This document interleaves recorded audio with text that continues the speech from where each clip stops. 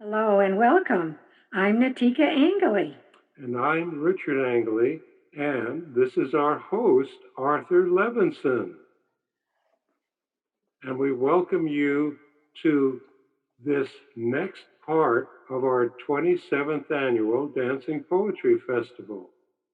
We are happy to have this opportunity to share great poetry, poetry together with dance, and poetic expressions. And now, from the theater setting with a live audience present, we recall two encore creations by the Poetic Dance Theater Company from a previous Dancing Poetry Festival held at the Palace of the Legion of Honor in San Francisco.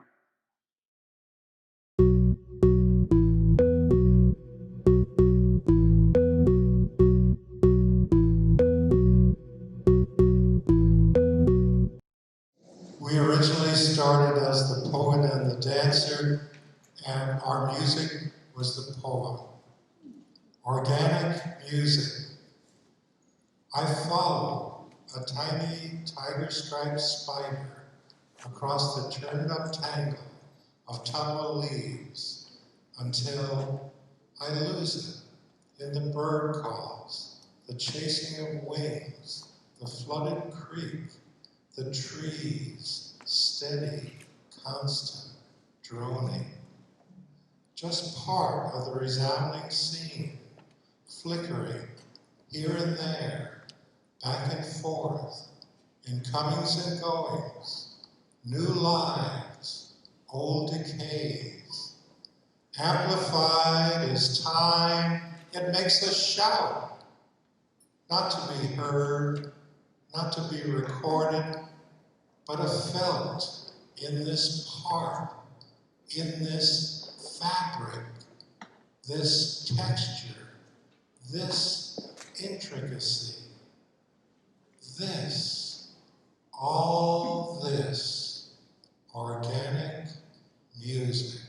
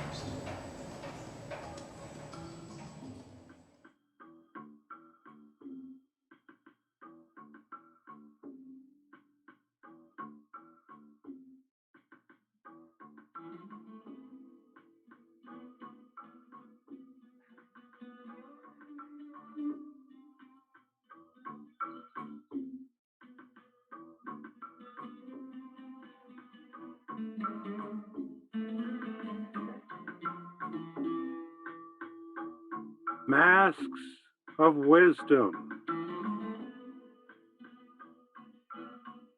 awake. That's right. Truth had to be hidden, wisdom concealed, disguised within contrived allegories.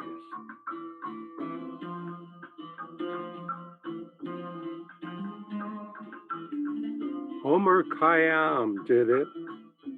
He created the master of the show, holding sunlit lanterns, our sun and the stars.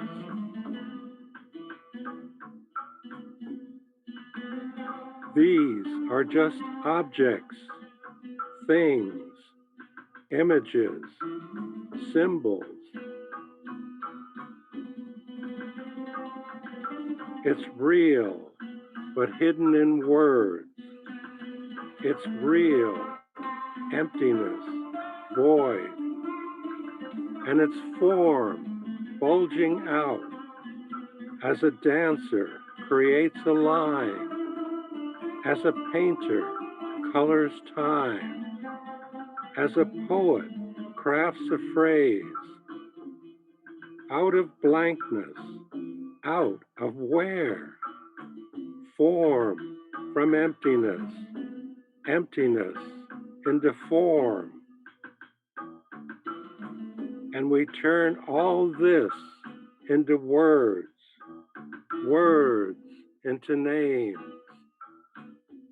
names into stories, stories into vast mythologies where we hide truth, keep truth hidden.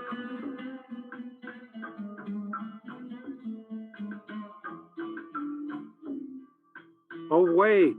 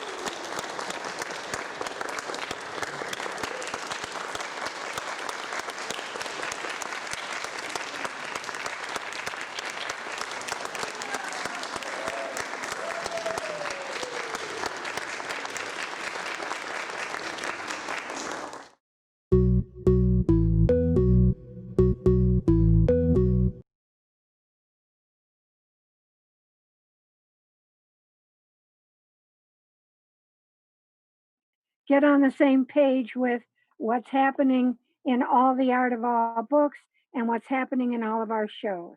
The creative spirit, a universal factor in all cultures, a commission, Seventh World Congress of Poets held in Marrakesh, Morocco. This is written by Althea Youngman, founder of Artist Embassy International.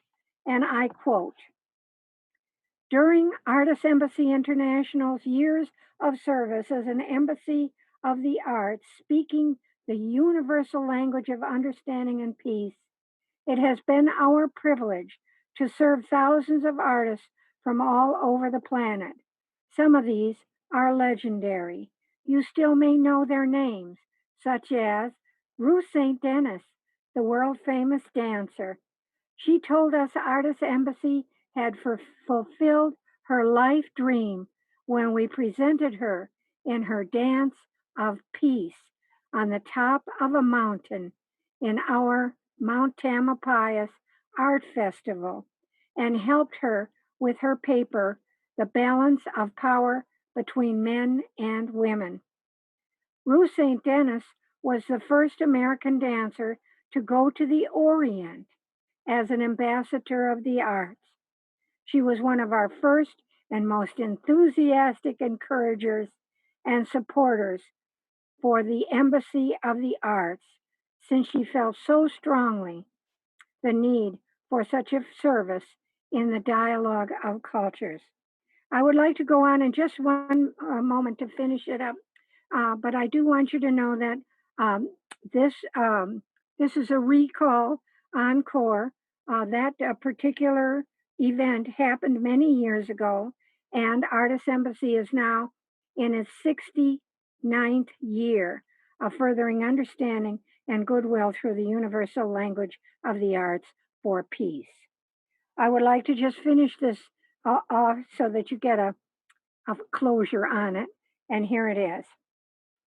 Artist Embassy International is particularly proud to have presented the first poetic dance theater company in America, uniting the poetic word with the visual movement. You will see in this Congress, represented by Artist Embassy International's artist ambassadors, Richard and Natica Angilly and Mary Raj. The first American poet artist ambassador traveling in Europe in the 1800s was Joaquin Miller.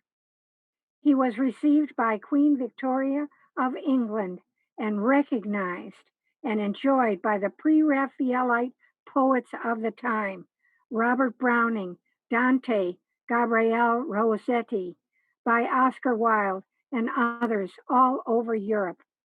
Joaquin Miller was the author of one of the most famous poems, which in my childhood, this is Althea speaking, we all learned in school, Columbus. I still remember the verse. For several years, Artist Embassy was privileged to have its headquarters in Oakland, California, in the home of Joaquin Miller, in Joaquin Miller Park, named for the poet. This was by the invitation of Miller's daughter, Juanita, who heard a radio program from Artist Embassy, which she said expressed all that Papa stood for, his life dream. While at Miller's home, Juanita and I received such distinguished artists as Raymond Duncan, the brother of Isadora Duncan from Paris, Gordon Norris, then Poet Laureate of California, the Ina Kubris Circle poets, and we presented artists from many ethnic groups, such as the National Dancers of Ceylon, who performed in the adjoining amphitheater dedicated to poets and writers. Thank you for letting me share this with you.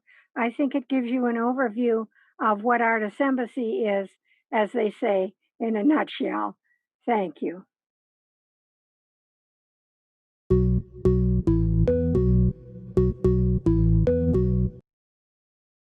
And now we present our new virtual production of a poem written by Richard Angilly, danced by the Poetic Dance Theater Company, called Recharge to Super Consciousness.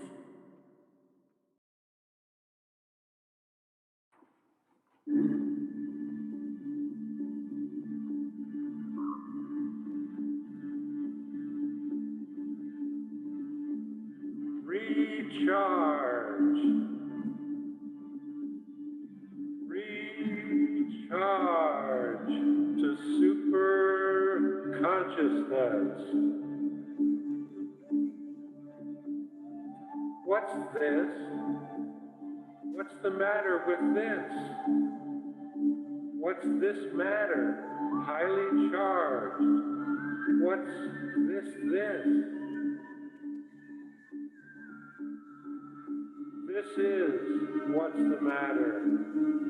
This is consciously charged, an organ of super sensibility, playing your special senses.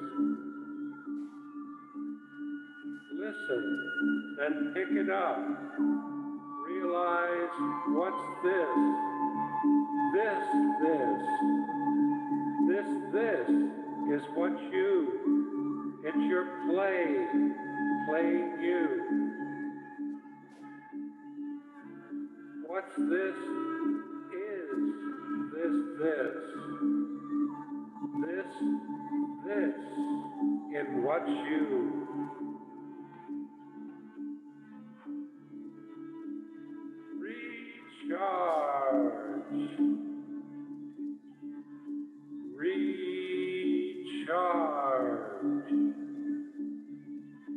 Recharge to super consciousness.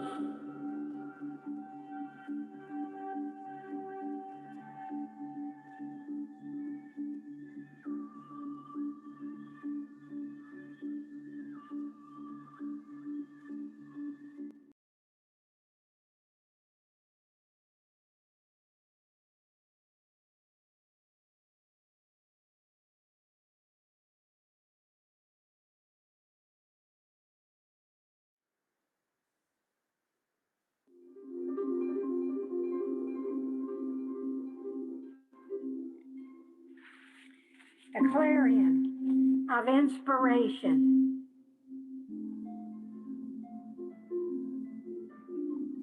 The eloquence factor of visual rhythm rises to the reed.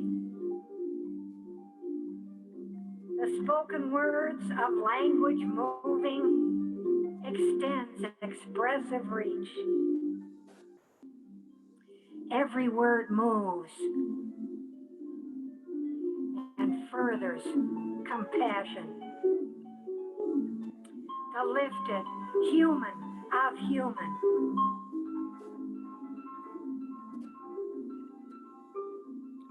Words with missions weigh the balance, expand to better understand. Memory is called to speak. Wise words recall. Right now, we only have one Earth. Living here, we are not alone. The turning world circles. The wisdom of living is told and retold. Poetry sows, weaves, and has been known to clear and to refresh the air. The need to breathe and heed is urgent.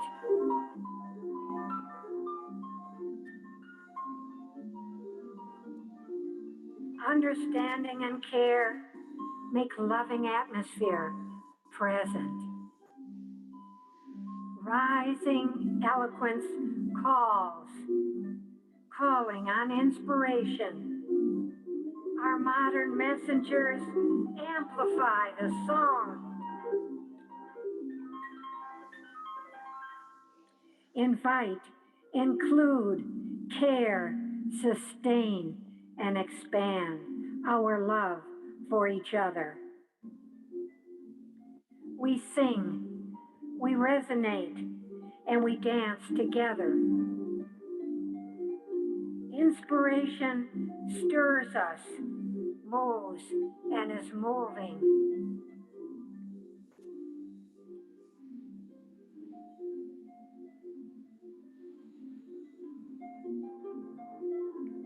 Poetry dances and helps us see and hear the ring of sound. The clarion calls to all. The heart of the song resounds. Again, the clarion calls for your poetry to ring and to dance. The clarion calls to all.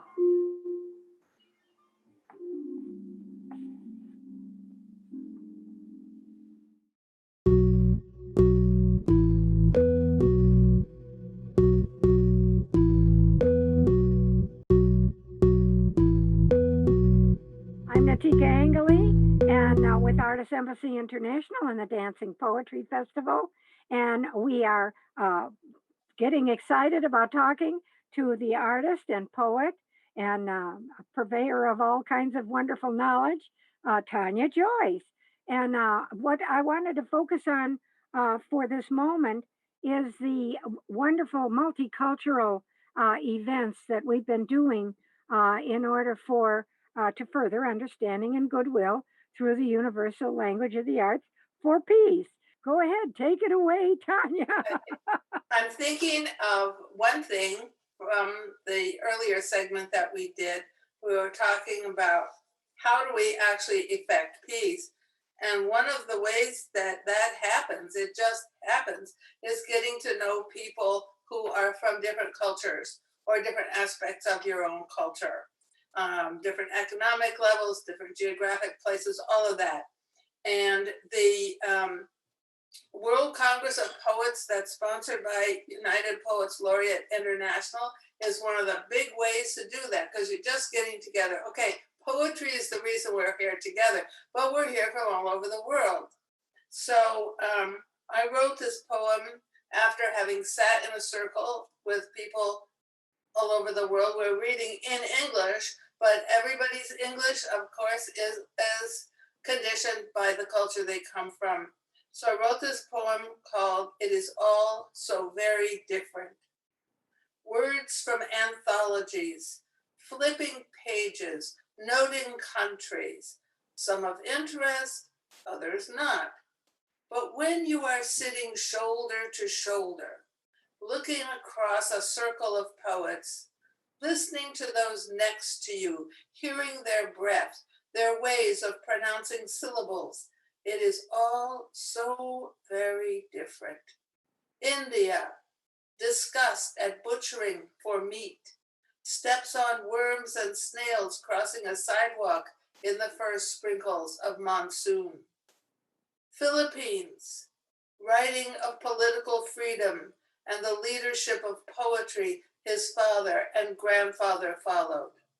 Philippines, passing out programs, taking photos. Australia, professional translator of Japanese, mentions sakura, cherry blossoms, like those on her furoshiki. US, high school love of rhyme, Native Americans reading bilingual, Lakota and English, greetings and thanks in Lakota and Cherokee. Professor from China, visiting Venice, is impressed that this city of waterways was founded by refugees from Rome. Feeling watched by his nation's secret police, eyes he could not distinctly observe, the feeling of refugees. He finds a lake with ducks, wonders whether the ducks have clipped wings to keep them near the pond. His 7-year-old son is fond of ponds with ducks. A poet from here at home in the US, in a US state, writes about household objects that speak of her mother's passing. From another state come gifts, offerings of poems and photos, loving to mix it up with Photoshop to help a cousin return from grief. Sitting in a circle late at night, shoulder to shoulder from around the world, it is not like reading an anthology. It is all so very different. We need sleep, but cannot give up one more round of poetry, one more journey around the circle. We all need sleep so we can remember to be present for the mayor's talk tomorrow. We all need sleep, but shoulder to shoulder, it is all so very different. Someone reading about the joy of simplicity. You can't help it. In the middle of the night, words for a poem arrive. Not to awaken my fellow poet, I fumble for pen and paper in the dark, tiptoe into the bathroom, turn on the light only after closing the door, sit on the toilet lid, move the bath mat closer to my chilly feet, so that they do not rest on cold tile and write. It is all so very different. Bravo, Tanya, bravo. Thank you. I want to thank Tanya Joyce again for being with us and sharing that wonderful information. I am so happy to announce the performance of a grand prize premiere poem by Tanya Joyce. This one is called In Case You Have Not Visited Before. Please enjoy.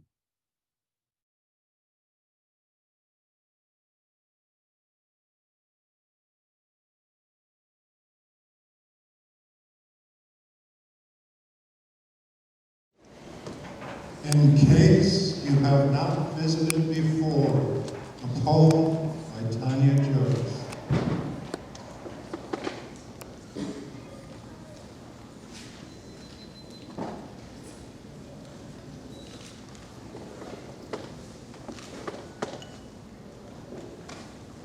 In case you have not visited before, this is the land of plains and forests. Rivers flow along the grasslands. Springs bubble in the woods. Here, in the recesses of the earth, great powers rise, visible in clouds. From flowers, cones, and the sap of trees, fragrances manifest.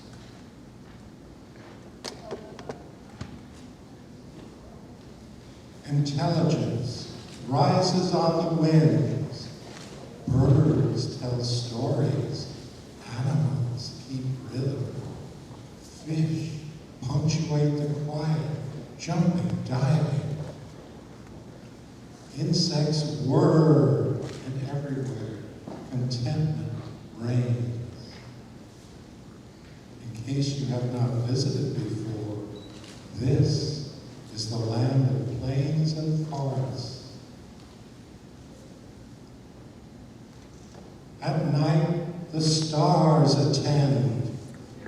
Auroras crackle as they pass, like draperies rippling on breezes, circling one star, which like a center pole holds up the house of light.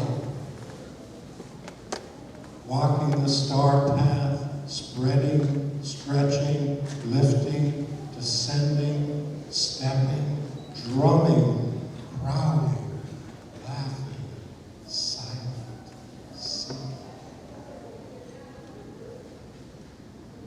The monkey king eats peaches here in the arms of clouds. He circles from treetop to treetop, his stalwart staff a fishing pole, fishing for stars. A scepter of cloud chords, coiling in eddies, nurturing herbs of longevity.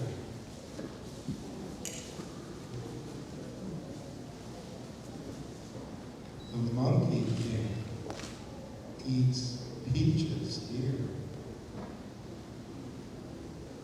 in the arms of clouds.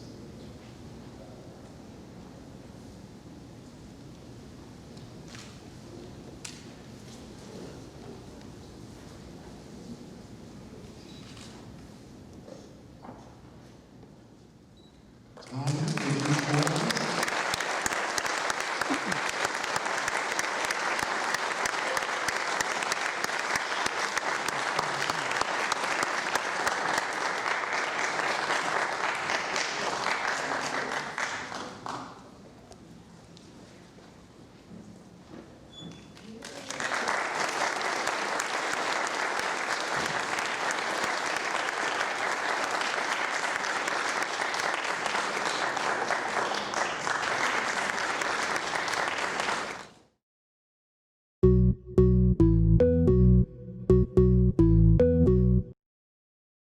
Hello and welcome again to the Dancing Poetry Festival of 2020. This is our first virtual festival, and so I'm so happy to see all you in this particular venue. I'm Natica Angilly, and a long time ago, Richard and I, this is the co-founder of the Dancing Poetry Festival, and I were working for a place called Artist Embassy International. And that organization was created to further understanding and goodwill and peace through the universal language of the arts. When we went all around the world doing poetry and dance as a unified art form, we found out everybody loved poetry and dance as a unified art form. So we created the Dancing Poetry Festival. And here's the co-founder of that, Richard Angilly. Welcome. This is our 27th year of doing the Dancing Poetry Festival.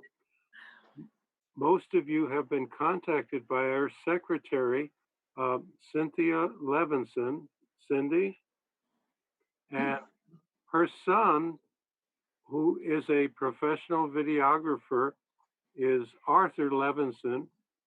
He is our host and will be combining all of the work we do tonight with other work that we're doing over the next few weeks. That's right.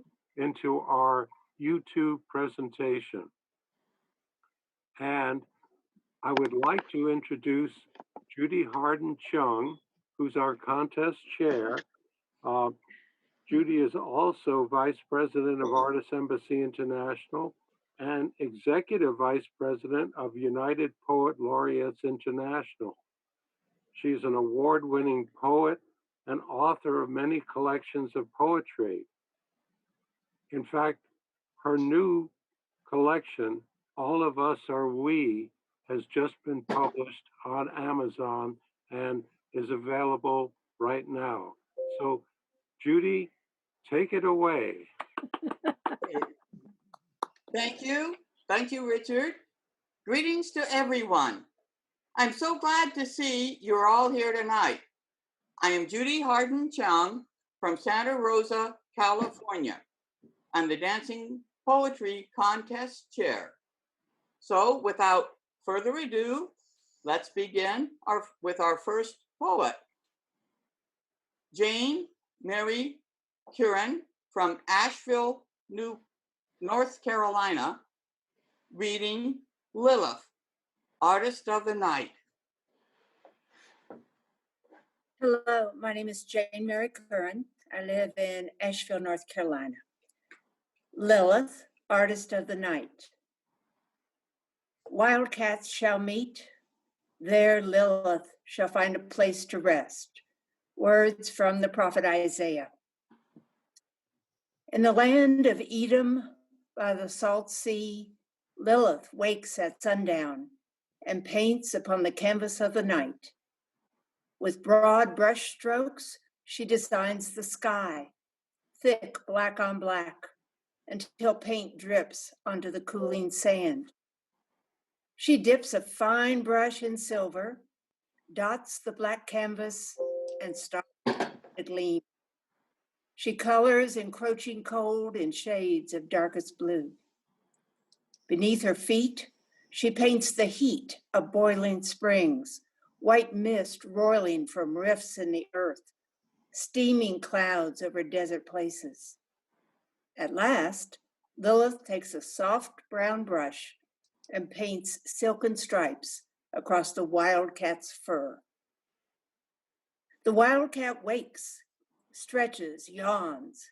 She crawls from her den, pads down to the spring, lifts her head. Night winds tickle her nose, bringing scents of sundown and prey. A familiar presence appears beside her. Lilith draws her fingers through the cat's barred fur, playfully scratches one pointed ear. A throaty purr rolls out in solemn thanks.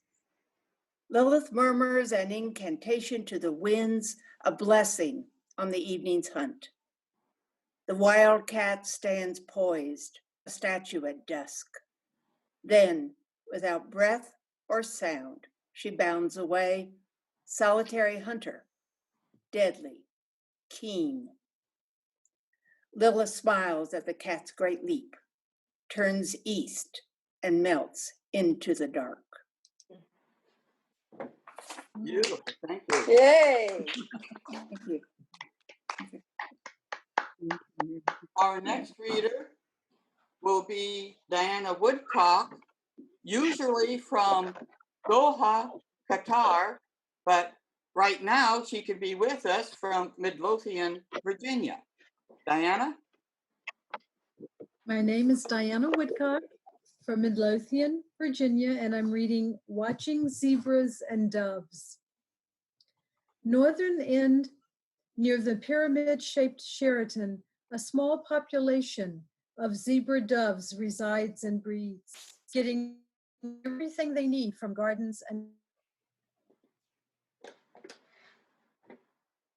ground. Caged birds fending for themselves now, seeking out seeds and insects. Geopelia striata from Southeast Asia, slender, black and white on brown underparts. Watching them, taking my time, Africa still on my mind. I recall the Burchell's zebras, observed just days ago, grazing the savannah, and doves, red-eyed, laughing, emerald spotted, wood, Cape turtle, African morning adorning the bush with. Watching zebras and doves, one begins to believe again, to understand why the ancients worshipped animals and birds. These gentle ones hurt no one, take only enough to subsist, are neither greedy nor needy, ask nothing of anyone. Oh, to approach the world with such non-aggression and clear vision. Mm. Beautiful, thank you. Thank you.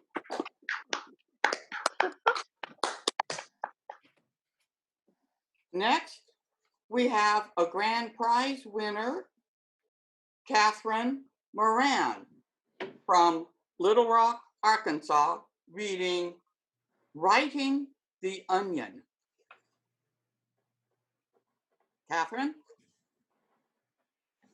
Hello, I am Catherine Moran from Little Rock, Arkansas. And this is my poem, Writing the Onion. To a poet, the world is an onion. That odd-shaped white vegetable with a hard knot right on top becomes a globe of great proportions that must be held in a careful hand. The life of a poet revolves around smoothing off the layers of this sphere and looking inside. Underneath each tissue is a glance at humanity, striving to be something great, and the poet writes this into eternity. Most of us earthly dwellers remain in the outer limits of structured curves, foraging like stagnant ewes. Poets finger through those ragged rings, noticing edges. Poets choose which flimsy layer has a tale worthy to tell. To a poet, the delight is in the peeling. The world holds the freshness of an onion hidden under every round of covering. Capturing that aroma with lines that knife through to the inner core is the challenge of every poet's pen. Just as a clear white liquid slowly drips out of this cut vegetable, the passions of mankind rise from words arranged on a blank page. An artist's life is consumed with translating reality onto a rigid surface. Gardenias and castles and faces remain subjects to consider. A poet's life is artistically removing outer layers to portray subtle depths waiting in the corners of a reticent world. Peeling is the greatest fascination. To a poet, the layers are the mystery. Wow. Yay! Beautiful, very, very wonderful.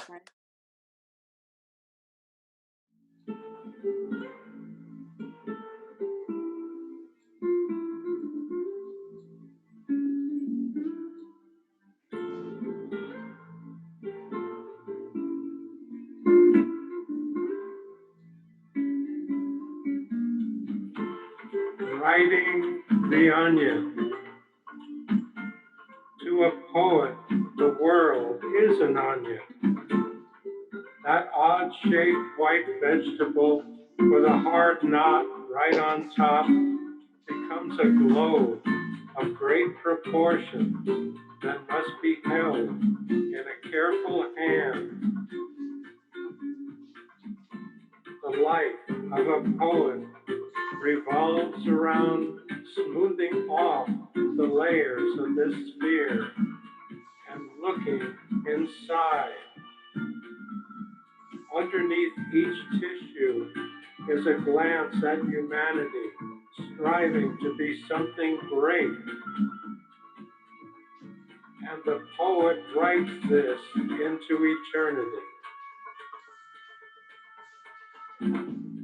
Most of us earthly dwellers remain in the outer limits of structured curves, foraging like stagnant hues.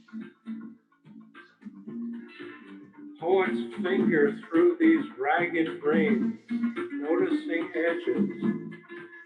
Poets choose which flimsy layer has a tale worthy to tell. To a poet, the delight is in healing.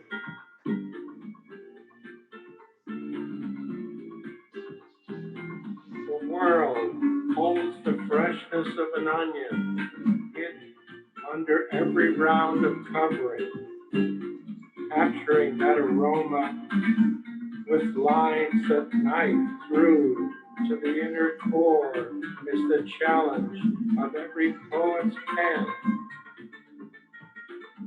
Just as a clear white liquid slowly drips out of this cut vegetable, the passions of mankind rise from words arranged on a blank page.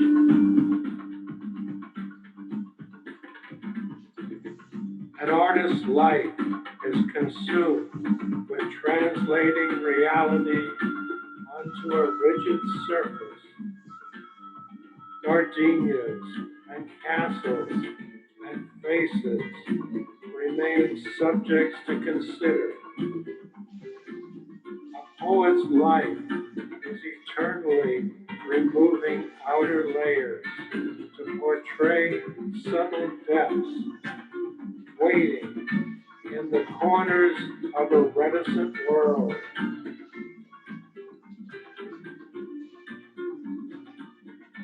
Healing is the greatest fascination.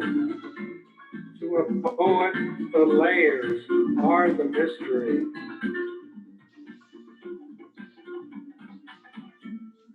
Healing is the greatest fascination. To a poet, the layers are the mystery.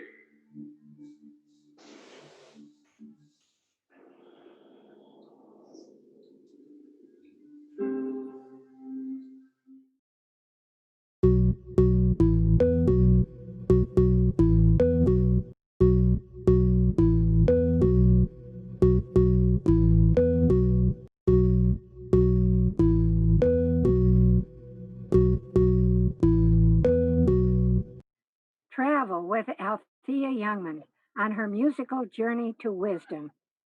It will be a trip that will make you laugh, cry, and bring you joy. Her life story is extraordinary. She used her musical talents, piano and singing, to bring together people of different cultures to a loving state of understanding. This is the picture that's on the cover. That's the original painting from 1951 of Althea Youngman. And I'm so glad to be able to share it with you. From an early age, Althea was exposed to prejudice and racism. It instilled in her a need to seek and create a loving, peaceful world. That became her life's work. She said, "We all come from the same source and need to live with love." She knew that she could try to make this come about and that we were all one. Her conversations with Gandhi brought her to the realization that artists are natural ambassadors and peacemakers. The arts cross all boundaries.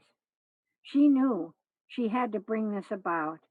To do so, she started Artists Embassy International to further the intercultural understanding and peace through the universal language of the arts.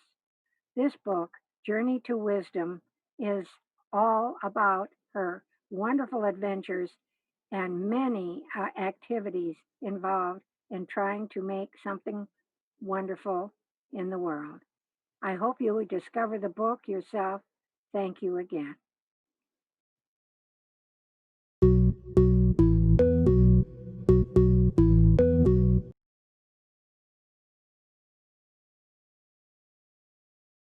Our next poet to read is Michelle Levy from Whitsett, North Carolina, reading Kochek.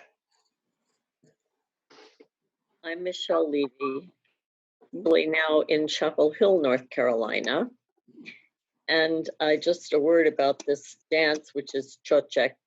It's a dance that has Romani roots, and it's spread from Bulgaria through Serbia, Macedonia, and still is danced among the gypsy populations in Bulgaria, but Bulgarians are very upset about it. Anyway, Chochek.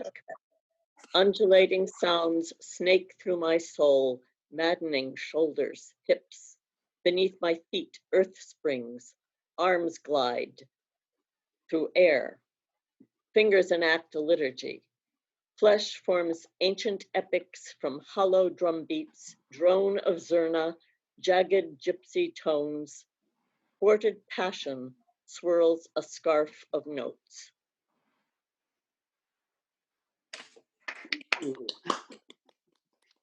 Wonderful. We weren't quite ready for that to end.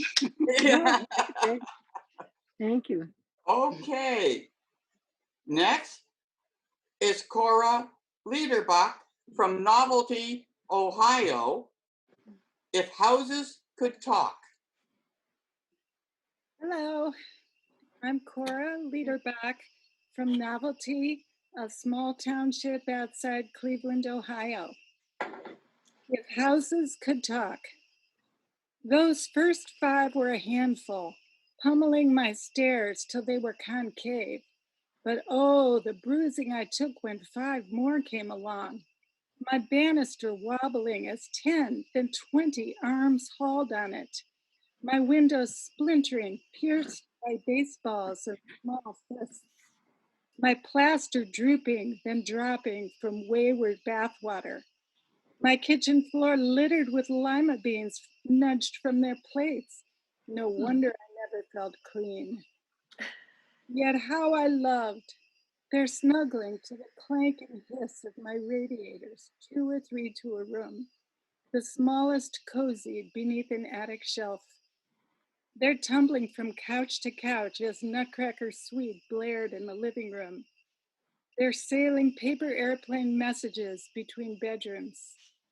They're laughing and squealing on the rickety jungle gym out back. They're scampering downstairs each morning to waiting vats of oatmeal or cream of wheat. And my bricks and clay proudly defended them from every element a postman braves. Yet I could not shelter them from the parental storms that rocked my studs and rafters. The chill of condescension, the flashes of sarcasm, the thunder of God damn you and go to hell. The endless tempests fading, unexplained, into an uneasy calm. How I wish to somehow curve my beams and laugh around each child, to crank my radiators up a bit and whisper, easy now. One day you'll leave. Create a home of your own. Name it your sanctuary. Bless it with peace. Thank you. That was wonderful.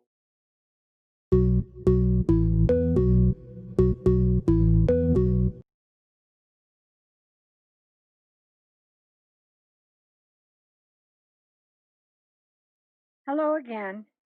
I'm Natica Angilly, and I am so honored to be serving as the president of Artist Embassy International.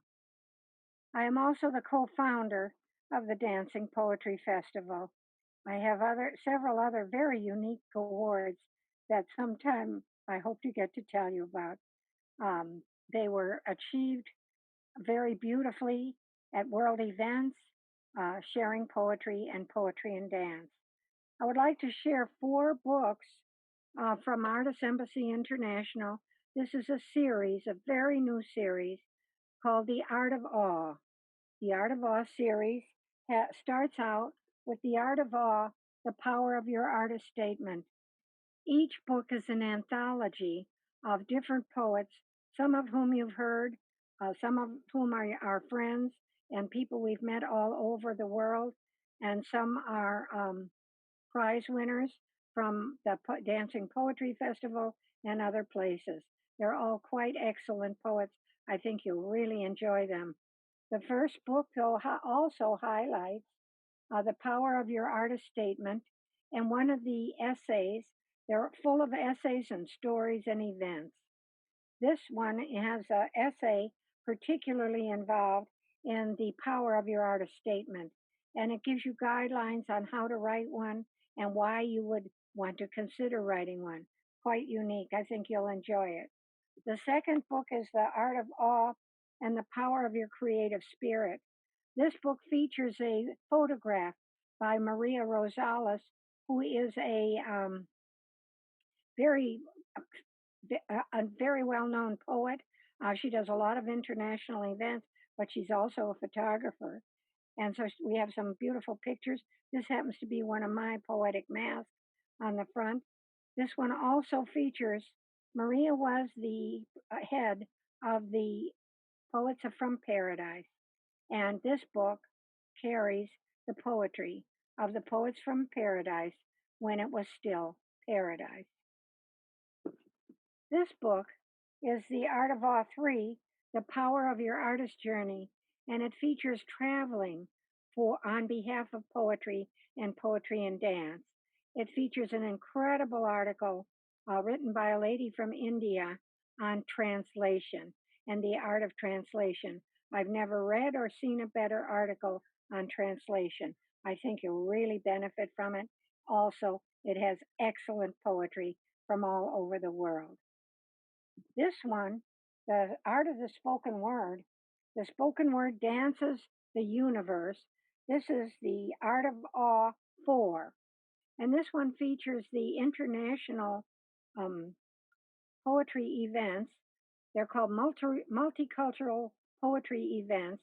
They're held at the Redwood Empire Chinese Association annually, and we mix different languages, and you get to hear and see and learn so much about many people. It's quite a sterling event. That's in the book, and poetry about it is in the book. One of my poems is in this book. My poem, The Spoken Word Dances the Universe. And I got really lucky, and a very wonderful dancer is going to dance my poem, The Spoken Word Dances the Universe. I hope you like it. Thank you.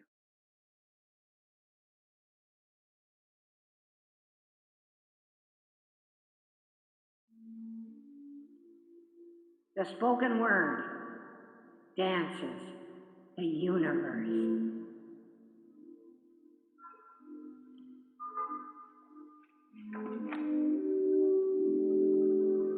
The spoken word dances the universe. The yes and no of body and soul is known as the art of the spoken word.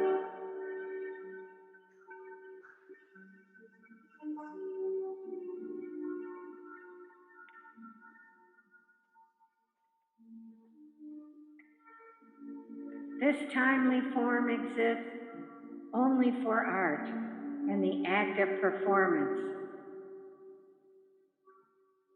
Phrases rise on topical currents. Poetry shares the shallows and depths as thought and action move the future.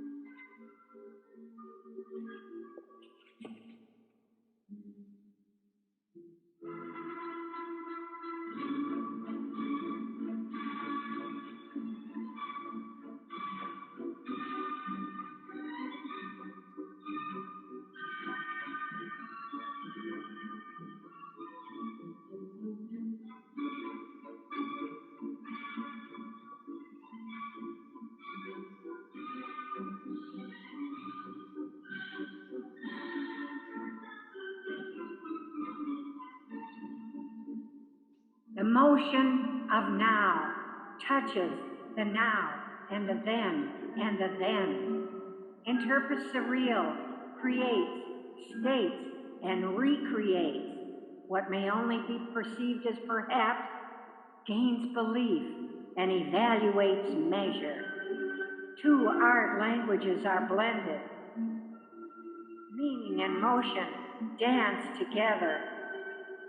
Encouraged perception makes an entrance. A universe is visualized.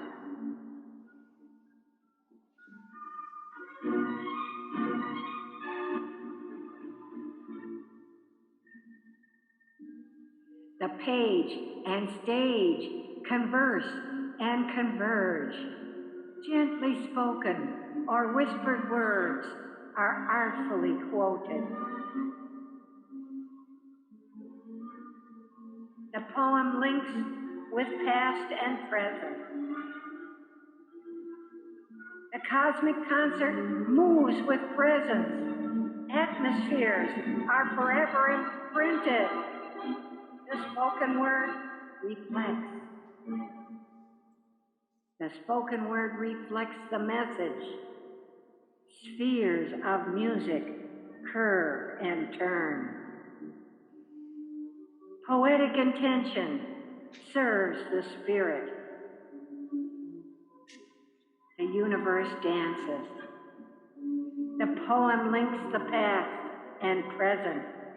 A cosmic concert moves with presence. Atmospheres are forever imprinted.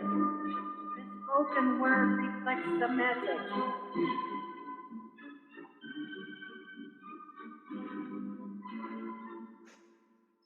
Spheres of music curve and turn. Poetic intention serves the spirit.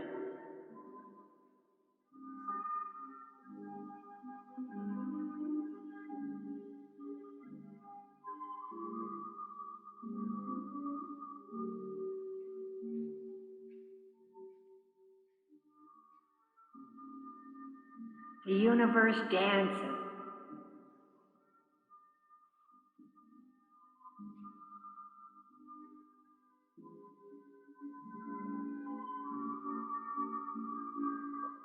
The universe dances and dances and dances and dances.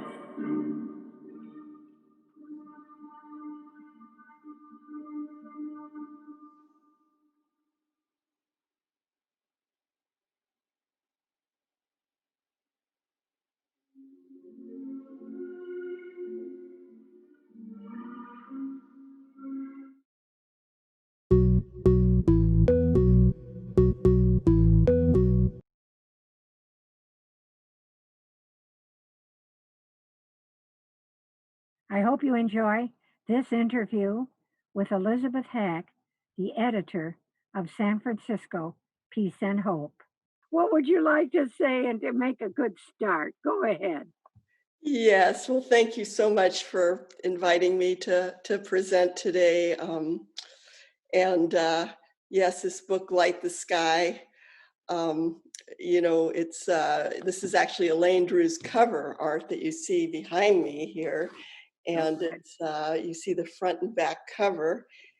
And what I'd like to talk about is, or present is, first of all, I'll show you Winnie Thompson, like a painting in the publication here. Oh, good. I have her too. Yes. I'm so proud of her.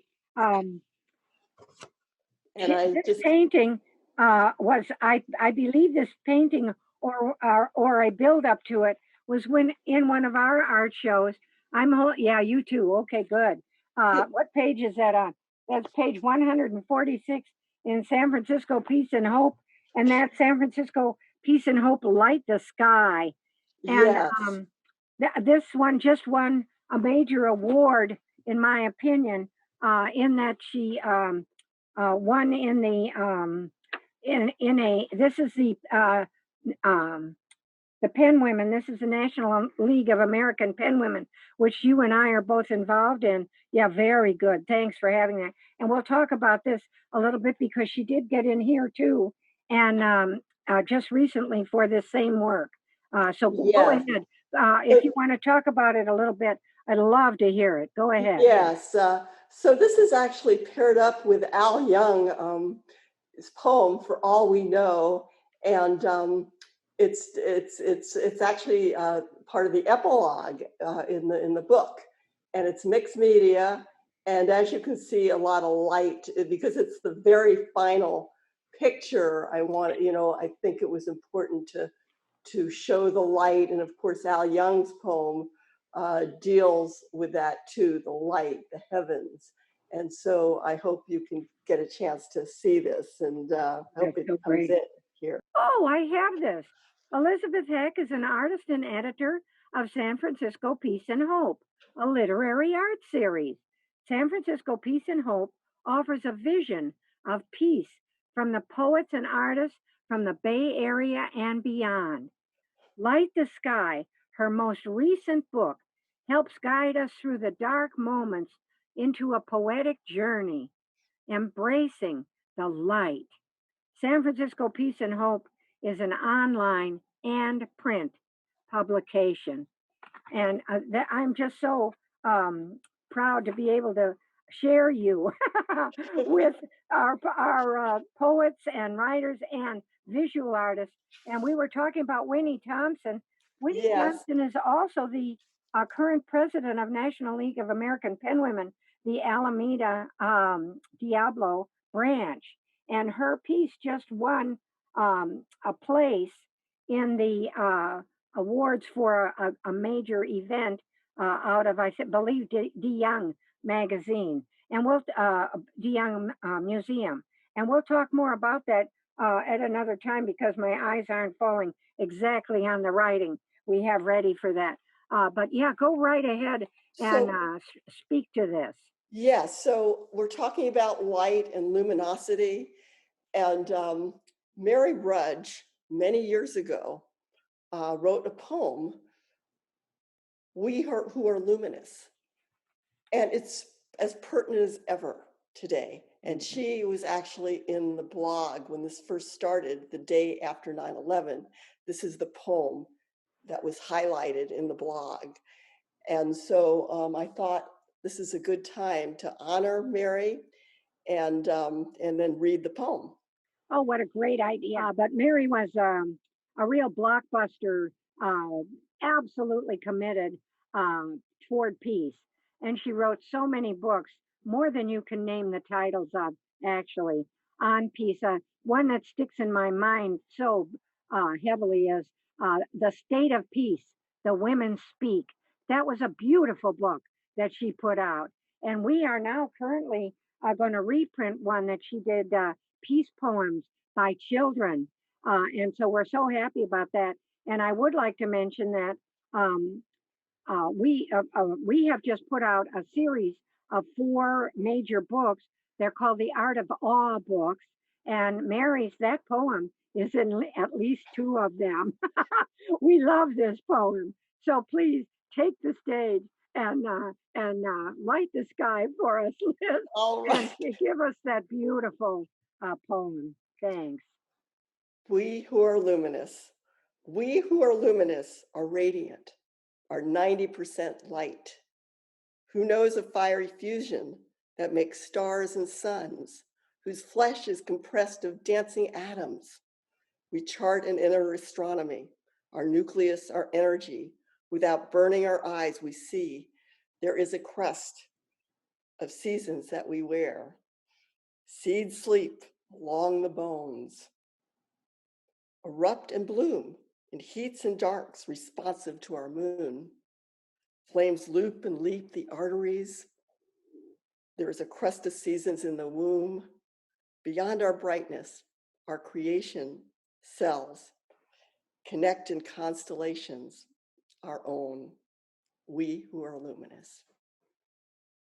I'd like to thank Elizabeth Heck for sharing the book, San Francisco, Peace and Hope, and for honoring the memory of poet and peace advocate Mary Rudge.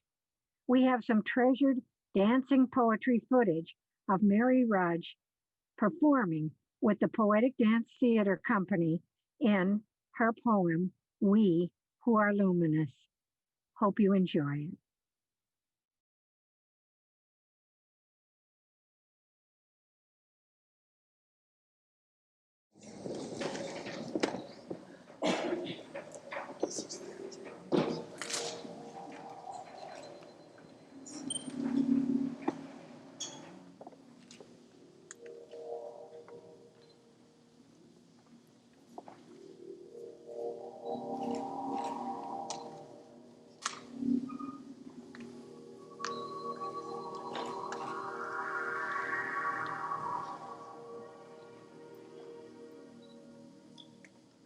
We who are luminous.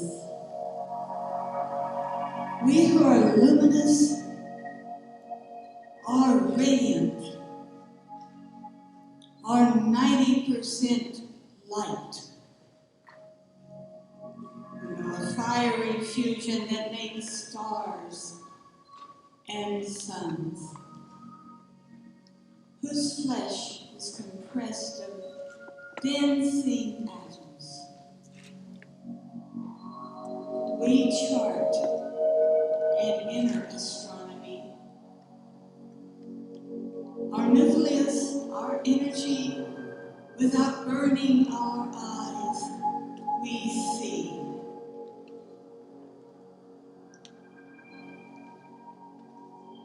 There is a crust of seasons that we wear.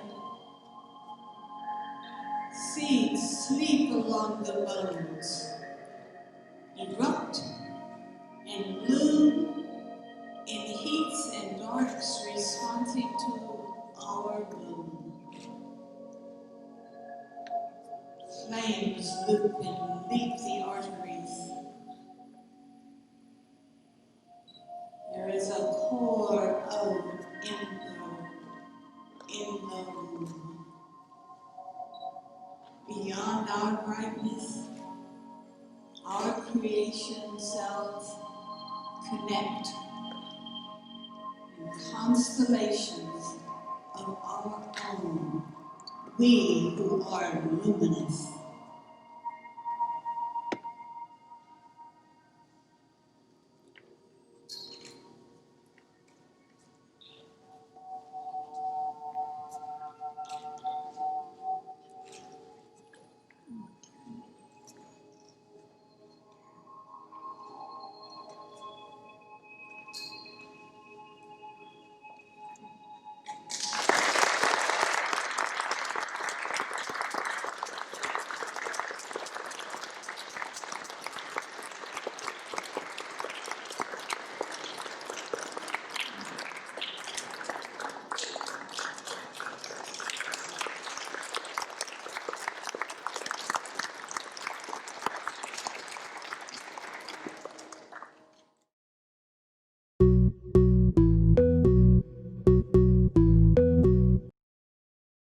Welcome back.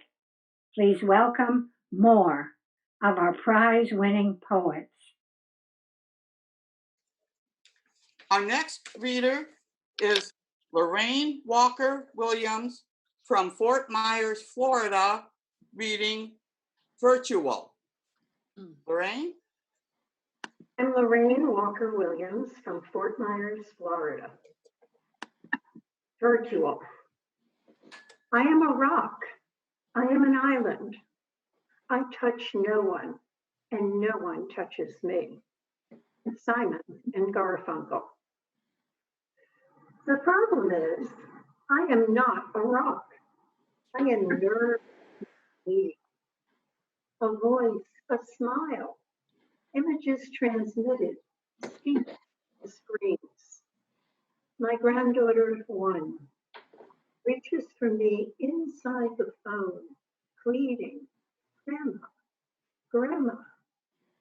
I want to smell her baby scent, cuddle her close. In class, in gallery mode on screen, I am pixels transformed across a continent, in a virtual room with others I used to sit next to. Calls are made by appointment, so we have something to look forward to mark the day on empty calendars. Connect with family, friends, a series of virtual hugs. I hear touch in our voices. Smells soothe and settle like candlelight and soft music, like distant bells marking matins and vespers, like hands on a clock that once touched. I have become digital, a pulsing blip on a screen.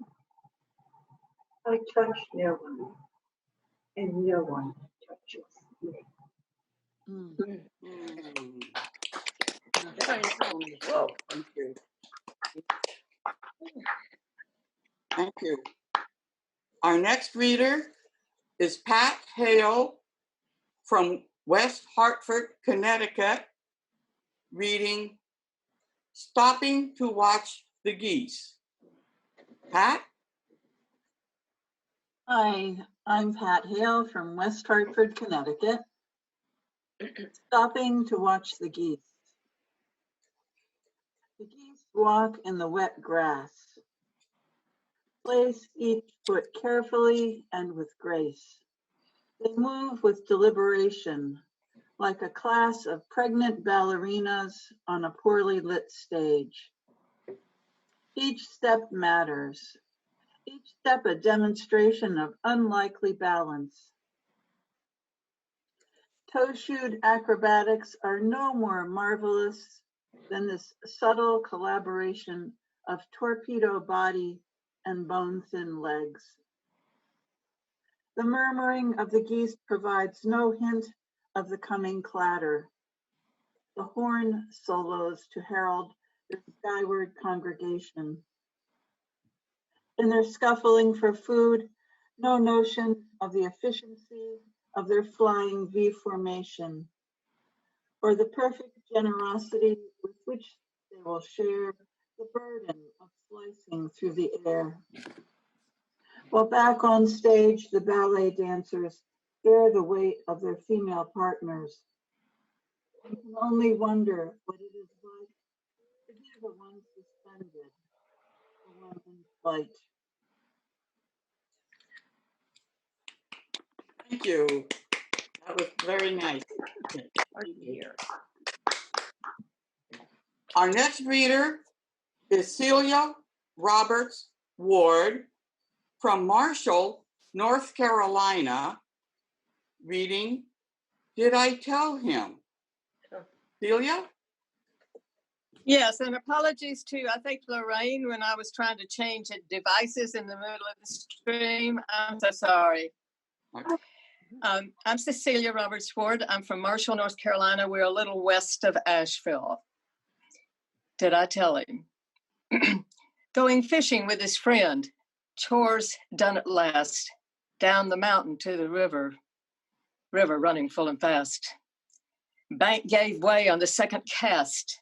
His friend choked a scream while sweeping past.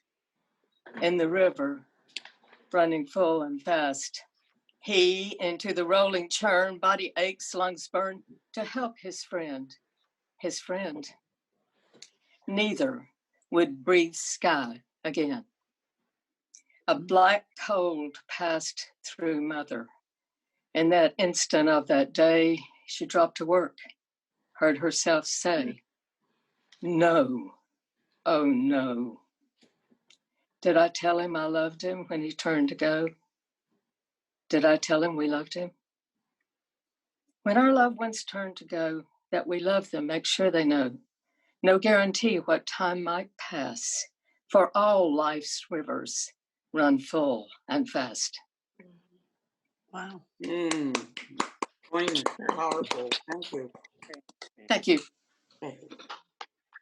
Our next reader, Mary Lindbergh from Bronx, New York, reading Dancing with Chopin. Thank you, Mary Lindbergh from Bronx, Riverdale, New York. Dancing with Chopin. I wrestle with you across a century or two. Romance, breakup, forte, piano. Are you glad when I sit down to play your C-sharp minor waltz? What were you thinking of at the keyboard? That girl you saw out the window, strolling in Warsaw's conservatory garden. Sheen of ivory satin under her parasol, black lace glimpsed behind a smile. What do you yearn for, Chopin? The light of Poland that blinds exiles? The fire of promised passion in Paris, ignited by gliding over air in dance, from delicate grace to frenzied whirling waltz? Your textures lie deep in the keys, the music a Byzantine mosaic. Beaten gold tops your runs, a leaf tiptoes into phrase. I touch black and white to break your silence. I yearn for a lesson with you, Frederick, the way I yearn to hear my mother's voice. I'd ask what you intended. Perhaps you'd say, I left the music. Isn't that enough? Thank you. Hey.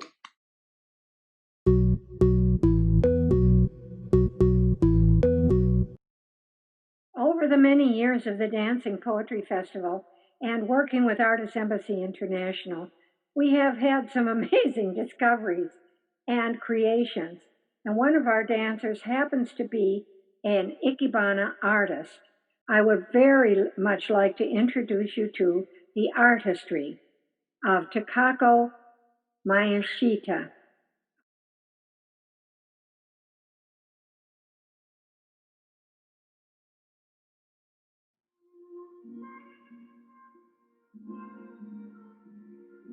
Where the Mind is Without Fear, poem by Rabindranath Tagore, performed as Ikebana Poetic Dance with Takako Miyashita. Poetic Dance as Ikebana Dancing.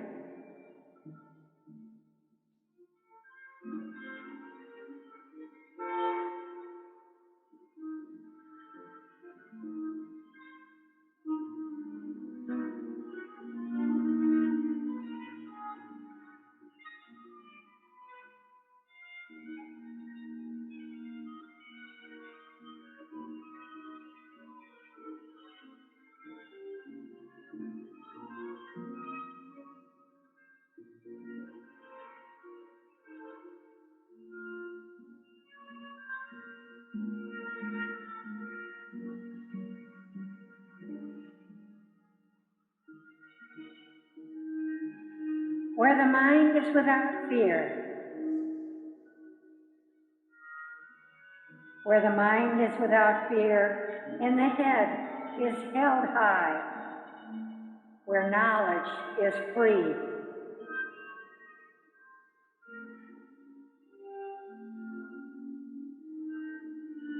Where the world has not been broken up into fragments by narrow domestic walls.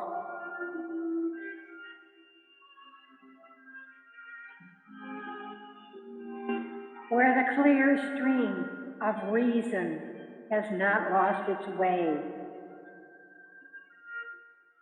Into ever-widening thought and action, into that heaven of freedom, my Father, let my country awake.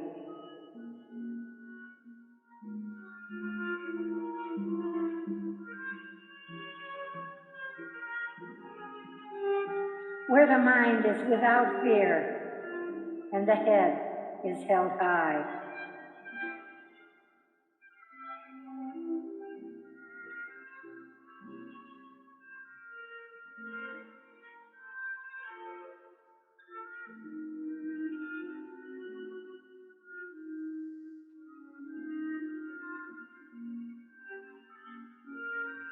where knowledge is free.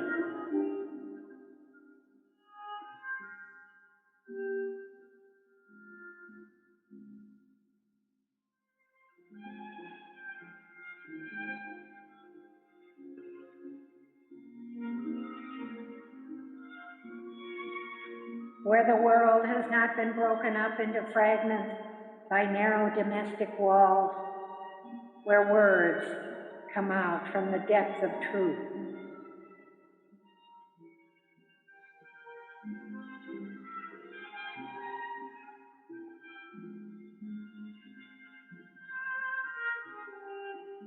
Where the clear stream of reason has not lost its way into ever-widening thought and action, into that heaven of freedom, my Father. Let my country awake.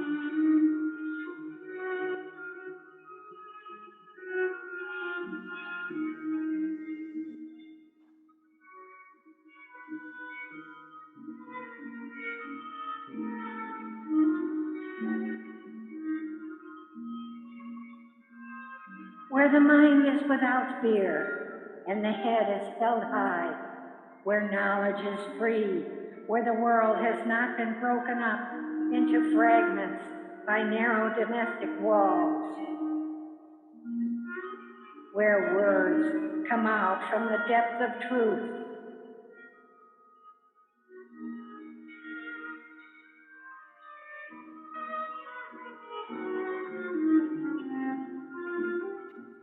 Where the clear stream of reason has not lost its way.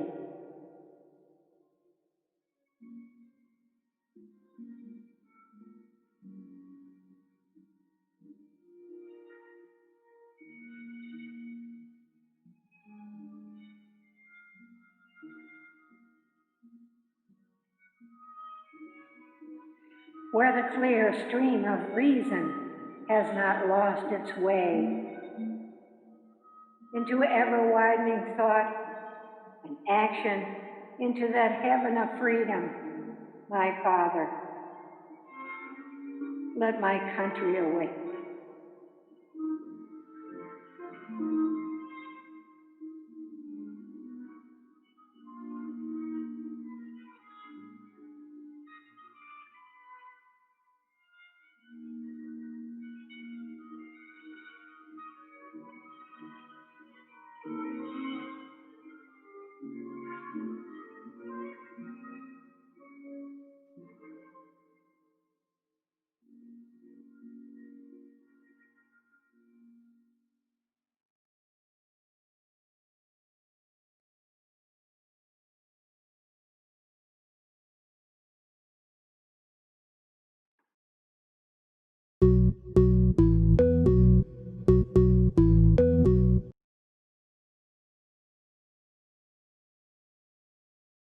Our next reader, Lorelei Kay from Hesperia, California, reading the ballet at Hesperia Lake. Lorelei? I'm Lorelei Kay, reading from Hesperia, California, which is in Southern California next to Apple Valley. And my poem is Ballet at Hesperia Lake. As I jogged beside the rippling lake, a gang of shrieking geese struck past, breaking my reverie. Effortlessly, they lift high into the air above the silver-tinged waters and sail into flight. Their white soaring wings slice the evening breeze, rhythmic as a conductor's baton beating a startup cue. And with flawless cadence, the ballet begins. Sleek feathered tutus fill the air as multitudes of pitch black starlings flap above, synced in perfect harmony as they pulse across the vast air-filled stage overhead. An elongated circle of airborne wings create a dark streak of light. Wild flutterings juxtaposed against silent soarings as forms glide against the dropping evening sun. Wings held out straight, then on silent downbeat, flap furiously as the leader pirouettes, first east, then north, west, south, forming an elliptical orbit above me. No single bird claims main attraction status, but all perform as one until breaking into groups of 4, 3, 2. Abruptly, one soloist splits off in a new direction to steal the show. Sky freedom reigns, looping, twisting, spinning round and round till all reunite for the finale, as if always the plan for their final curtain call. Who choreographed this masterpiece of flight? Then, just as unannounced as first appearing above my head, they dive, disappearing into waiting limbs of a towering nearby elm, settling in silently for their nightly slumber. Dusk surrenders to the brightening moon. A cacophony of chatter breaks loose from ducks bedded down in the nearby marshy thicket, squawking their approving applause. My favorite kind of ballet. Thank you. Our next reader is Mary Logren from Alameda, California, reading To the Breadth of His Shoulders. Mary? I'm Mary Lachlan. I'm Mary Lachlan from Alameda, California, which is across the estuary from Oakland. To the breadth of his shoulders. She opens the closet, his overcoat, suit jackets, fresh work clothes smelling of Old Spice and Camels, veneered over diesel oil and sweat, no washing, no dry cleaning, completely lifts.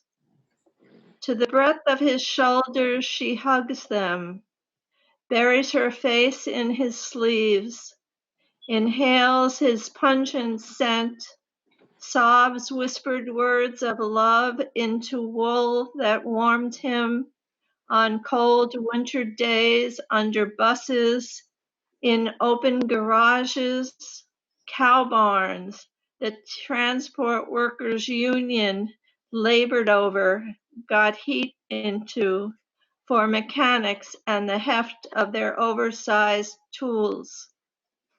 For him who drank whiskey with lunch to stay warm enough to shelter snow-bundled children, and the woman who once stood crying in boot-high snow at the sight of him, keening, "They treat animals in Ireland better than this." Now, one of his own, college almost done, leans on his strength in the hallway, beside the door that was his front door. Keen's a lament that echoes down outside stairs to the street, as bleak as the sound, as an elevator train roaring past, as lingering as the sound of one hand clapping. Thank you. Thank you. Thank you. Okay. Our next reader, Claire Scott from Oakland, California, reading The Cycle of Sisyphus. Claire? Thank you. I'm Claire Scott from smoky Oakland, California, and I'm reading The Cycle of Sisyphus. 1, anger, shoving the stone, straining, screaming, hell no, and why me? Watching others sunbathe, sip lemonade, read novels in the shade, while he grunts and groans and snorts and sweats his way up the hill, a string of curses wafting behind him. 2, acceptance. The stone familiar, each crack and crevice known to his rough hands, pushing it uphill again and again, past the tiny brook, the dipping oak, the thistles and vetches, watching it roll down, gather speed, flatten grasses, one step, one step, one step. 3, joy, the earth under his feet, the call of the sparrow, the skittering rabbits and lumbering raccoons, the sudden flash of a silver fox, the warmth of the sun on his back, the cool of the moon, the early snow, the driving rain, and yes, he is smiling. 4, love. Flutter floating up the hill, pressing lightly against the stone, effortless. No grim determination, no counting the hours, hesitating just before the top, knowing his stone will slide away, almost dances down the hill to claim the stone he loves and start again. 5, anger, spoken by Sisyphus. Sore back, blistered hands, and I say no more. Feet swollen, knees throbbing, and I say no more. Sick of the stone, sick of the hill, sick of this hell. I curse the gods who condemned me to this senseless life, this absurd, futile, fatuous, and completely hopeless human life. 6, return to 2, acceptance. Very good. Bravo. Hey. Thank you. Very nice. Thank you all for a wonderful electronic reading of your poems. We are pleased to honor each one of you as excellent poets. Now, for our next presentation, here's Natica to do the introductions. I'd like to thank all of you so much for the work. What makes the dancing poetry work and be actually a very wonderful event is you and your poetry. Some of you who have won before have seen us in different realms. This is a new one for everyone. We're a little on the nervous side, maybe you can tell, because we've had a very famous MC over the years, and now we're learning to be our own. And we're hoping that we can MC you enough to let you know how much we appreciate all of your work, and especially from all representations from everywhere in the U.S. and overseas for this year. It was a very special year. It is a very special year. It's a very unusual year. Thank you again for being poets and giving us something to love and to enjoy and to share. Oh my. Thank you again. Thank you again.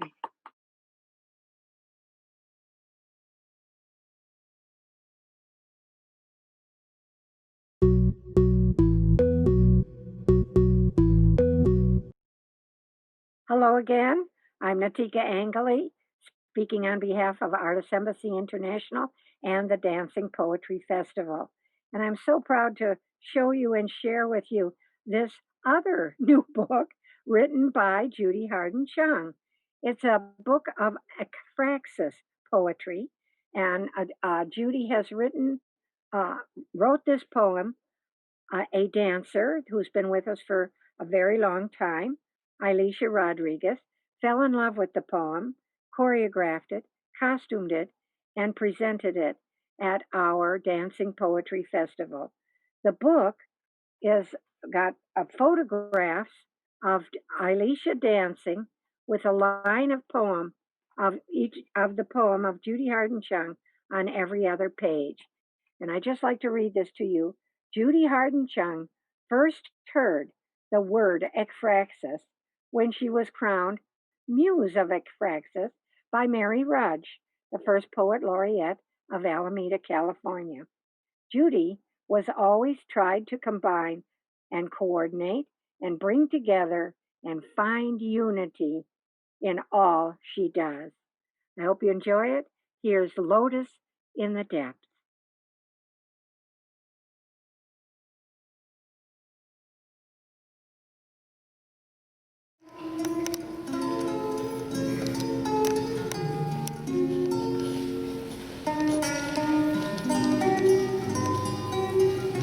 Lotus in the Depths by Judy Harden Chung. Dance because her heart told her to by Alicia.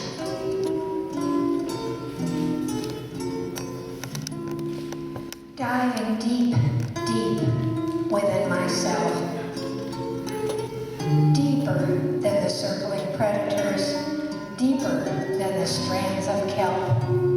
There is in the thickest, blackest murk a lotus growing from within, radiating light through surrounding darkness, glowing with vibrancy. The essential force and source of life. From this lotus, I gather energy to re-emerge through the dangers, following strands of kelp, to ascend back into the light, to live my life knowing there is a solution deep within myself. There is a solution deep within myself.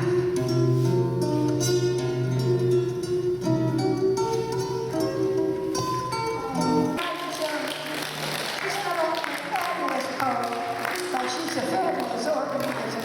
She also has a dance company, Redwood Empire Chinese Association. She teaches drumming and drum dancing, and you can go enjoy it anytime. Also, we hope you will. Here's Judy. Give her a big hand. Wow.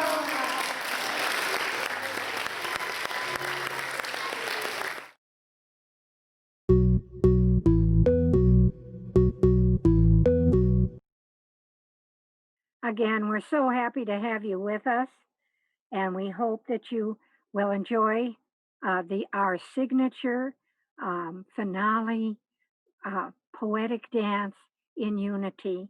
And we hope you have enjoyed the program and will come back and share with us the next part of the Dancing Poetry Festival.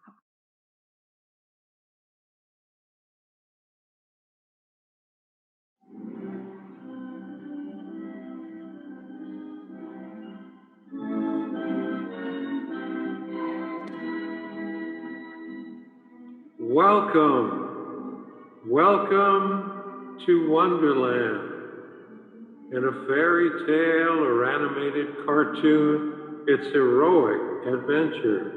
Enter a special world, traveling through that looking glass to startlingly new adventure. Your circus comes to town and rearranges normal view into magical perspective. Unusual talents transform you. Mysterious powers and skills make real your own vivid dream. But is that another world? Different? Elsewhere? Not here? Where's that fantasy here? Here we're caught in routine, locked in habitual pattern, usually asleep to our own unique rhythm. Yet our routine is our rhythm, our habits, our creativity, patterns for being free. Let our visions awake. We dance our dazzling spin on the edge of all creation. Here's there, there's here. We are all that wonderland, being here and there at once. We live within that wonder, flapping out our own sheets, creating ourselves constantly. Welcome, welcome to Wonderland.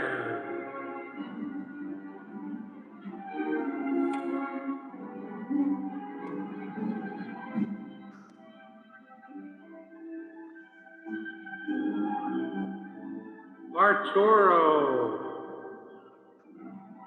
Wanda, Lee,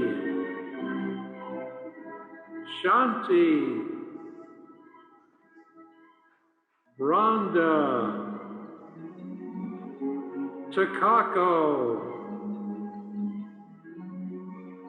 Cindy, the fabulous Natica, and Richard Angilly, our poet.